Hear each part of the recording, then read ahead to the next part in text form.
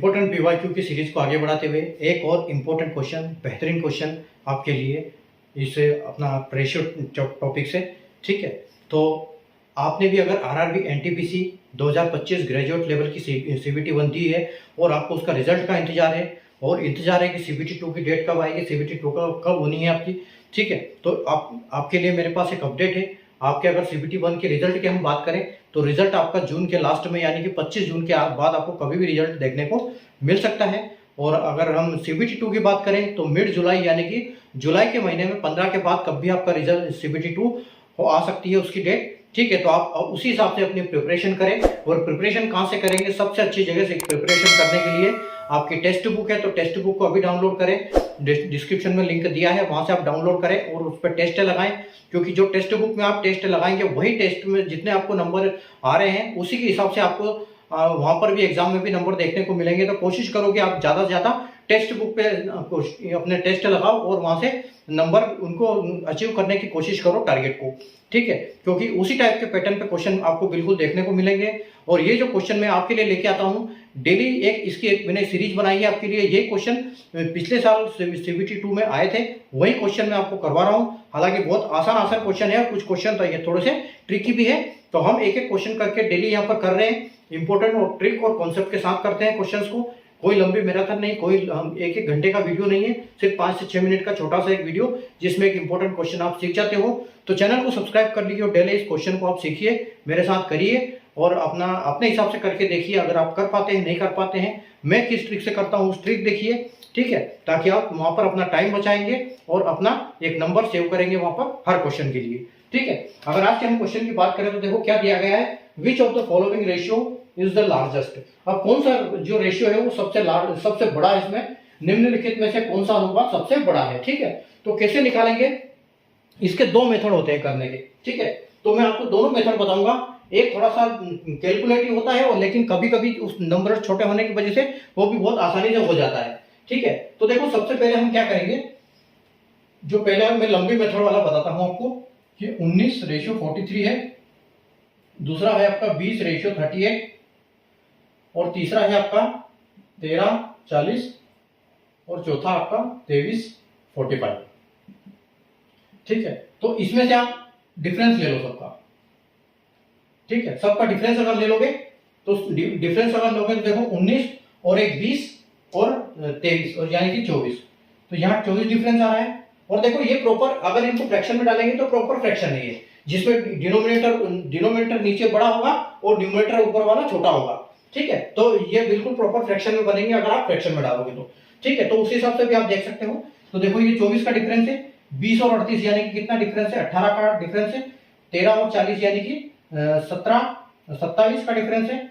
ठीक है, उसके बाद देखो 23 और 45 यानी कि 7 और 15, तो 15 और 7 21 का 22 का डिफरेंस है, तो 22 का डिफरेंस है। ठीक है, अब देखो यहाँ पर क्या होता है, जब हम डिफरेंस लेते हैं तो सबका एलसीएम लेना होता है। उस एलसीएम को हमको न्यूमरेटर से मल्टीप्लाई करना होता है, लेकिन यहाँ पर बहुत बड़ा हो जाएगा क्योंकि इसका एलसीएम जो है बहुत बड़ा आएगा।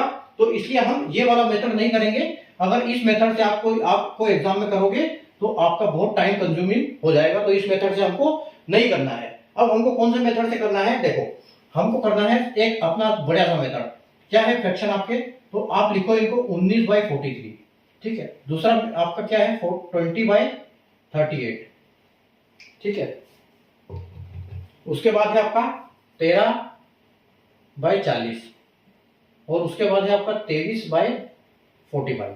ठीक है, अब आप क्या करो, इनको परसेंटेज में कन्वर्ट कर लो। अब परसेंटेज में कैसे कन्वर्ट करेंगे इनको? ठीक है, अगर देखो यहां आपको 43 से कितना आगे दिखा दे रहा, 43 का आधा अगर हम करेंगे तो आपको मिलेगा 21.5। तो 21.5 से तो ये काफी कम है, यानी कि ये जो है 50% से छोटा है। ठीक है, ये आपका 50% से छोटा है, लेस देन 50%। ठीक है, ये लेस देन 50% है। अगर हम इसकी बात करें, देखो 38 का आधा कितना होता है 19, तो 19 से बड़ा है, यानी कि ये क्या है, ये 50% से बड़ा है, 50% से बड़ा है। ठीक है, तीसरे की अगर हम बात करेंगे तो तीसरा देखो 40 और 13 यानी कि 13 के 39 होता है, तो लगभग 33% है। 33% से छोटा है, हम 33% लिख देते हैं, 33% है ये। ठीक है, उसके बाद देखो यहाँ पर क्या है 23 और 45 कितना है, 45 का आधा होता है 22.5, यानी कि ये थोड़ा सा बड़ा है किससे, 50% से। अब देखो परसेंटेज में आपका कौन सा बड़ा भिन्न आ रहा है, बड़ा आपका नंबर आ रहा है, तो आप कहोगे कि ये तो 33% है, ये तो कोई मतलब भी नहीं, और ये छोटा है 50% से, ये भी मतलब नहीं। अब ये दोनों आपको एक जैसे दिख रहे हैं, दोनों 50-50, तो आप इसके लिए क्या करो, कभी कभी आपको यहां तक आओगे आपको पता लग जाएगा कि आंसर ये है, लेकिन अब हमारे पास यहाँ पर क्या थोड़ा सा क्लोज्ड हो गया है, तो इसको हम क्या करेंगे, देखो ये 20-30 है, 38, तो हम क्या करेंगे कि 20 को हम 38 से डिवाइड कर देंगे, तो हमारा यहाँ पर हमको आंसर पता लग जाएगा एग्जैक्ट, क्योंकि जब ये हम थोड़ा सा अनुमानित ले रहे थे, एस्टिमेट समझ रहे थे यहाँ पर कि अप्रोक्सीमेट क्या हो सकता है, लेकिन ये दोनों थोड़े से ग्रेटर 50% से थोड़े से ज्यादा है, तो इसलिए हमको ये करना पड़ रहा है। तो जब ये स्थिति बने तब आपको ये करना है, नहीं तो आपका आंसर यहाँ पर पता लग जाएगा। तो 38 देखो, 38 में एक बार भी नहीं जाएगा, तो 0 बार जाएगा, पॉइंट लगाया 0 लगाया, ठीक है, पॉइंट लगाया 0, तो 38 200 में कितनी बार जाएगा, तो 40 यानी कि 5 बार जाएगा, तो 2 कम है यानी कि ये जाएगा 5 बार आपका, तो 5 बार जाएगा, कितना होगा 38 पंजे 190, ठीक है, 190, तो आपको बचा कितना 10, ठीक है, आपने एक और 0 लगाया तो 38 दूना, ठीक है, 38 दूना आ गया आपका 76, फिर आपका 24 बच गया, ठीक है। तो यानी कि आप ये समझ सकते हो कि 52% के आसपास है ये, 52 पॉइंट समथिंग आएगा, ठीक है, 52 पॉइंट समथिंग आएगा, तो ये तो 52 यानी कि ये हमारा जो है ये 52% है, ठीक है।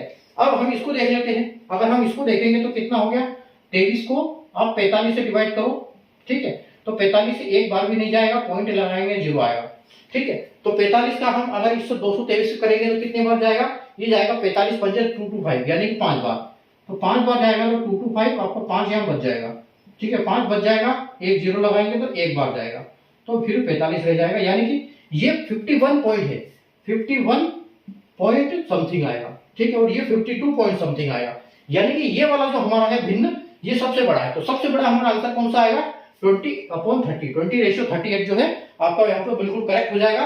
तो अगर आपके छोटे नंबर है तो आप इस नंबर से भी कर सकते हो, इसका डिफरेंस लेके इनका डिफरेंस का एलसीएम लोगे, एलसीएम को न्यूमरेटर के साथ मल्टीप्लाई करोगे तो आपको आंसर आएगा, और अगर ऐसे करना है तो ये आपको सबसे बेस्ट मेथड है, इससे आपको बहुत जल्दी आंसर आएगा, ठीक है। तो उम्मीद है आपको कॉन्सेप्ट इसका समझ में आया होगा कि इस टाइप के क्वेश्चन हम कैसे करेंगे, ठीक है। तो वीडियो को लाइक और शेयर कर दो और चैनल को सब्सक्राइब कर लो, क्योंकि हम डेली एक ऐसे वीडियो करते हैं, और दोपहर को 12 बजे ये मैं वीडियो अपलोड करता हूं, तो आप इसको डेली क्वेश्चन करो अपने हिसाब से भी, ठीक है। और बाकी आपको नहीं आता है समझ में तो आप डेली क्वेश्चन को देखो, आपको सब धीरे धीरे समझ में आ जाएगा, ठीक है। तो मिलते हैं एक नए वीडियो में कल वापिस ऐसे ही ट्रिक के और कॉन्सेप्ट के साथ, तब तक के लिए गुड बाय, टेक केयर।